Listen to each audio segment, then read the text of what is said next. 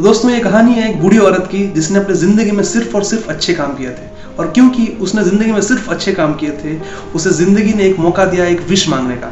और उस विश में उसने ये मांगा कि वो मरने से पहले एक बार स्वर्ग और नर्क दोनों देखना चाहती है। तो अभी उसे एक एंजल भेजा गया और उसे लिया गया एक बड़े से डाइनिंग हॉल में। उस बड़े से डाइनिंग हॉल में एक बड़ा सा डाइनिंग टेबल था। उस टेबल में बहुत सारे स्वादिष्ट खाना थे और खाने के साथ पीने के लिए कोल्ड ड्रिंक्स भी थे।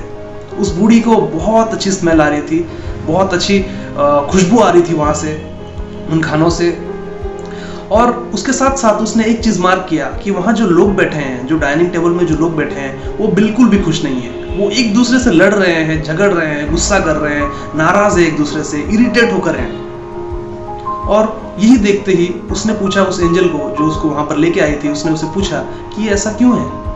तो यही सुनते उस एंजल ने उसे बोला कि जरा गौर करो उनके हाथों पे।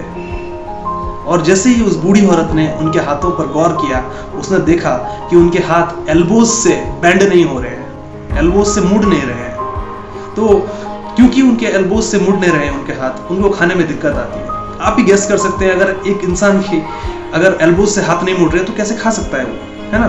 तो अभी क्योंकि वो नहीं खा पा रहे हैं तो इसलिए वो गुस्से में है, इसलिए वो एक दूसरे से झगड़ रहे हैं, इरिटेट, फ्रस्ट्रेशन के कारण वो एक दूसरे से झगड़ रहे हैं।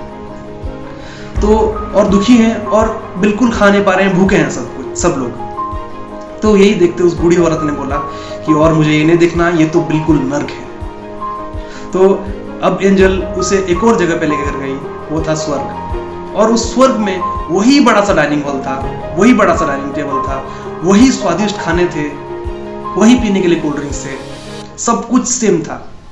फिर उसने गौर किया उन लोगों को, वो लोग सब के सब खुश थे।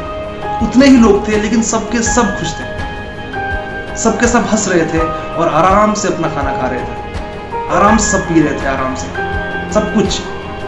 और फिर उस बूढ़ी औरत ने गौर किया कि उनके भी एल्बोज नहीं बेंड हो रहे हैं, वो भी अपने हाथ नहीं मोड़ पा रहे हैं, लेकिन वो लोगों ने सीख लिया था कि किस तरह एक दूसरे को खिलाना है, किस तरह वो मिलकर खा सकते हैं। वो ये सीख गए थे, वो लोग ये सीख गए थे कि अगर वो एक दूसरे की मदद करने लग जाए, अगर वो एक दूसरे को खिलाने लग जाए तो वो कभी भूखे नहीं रहेंगे। तो दोस्तों, क्या हमारी जिंदगी में भी ये नहीं होता?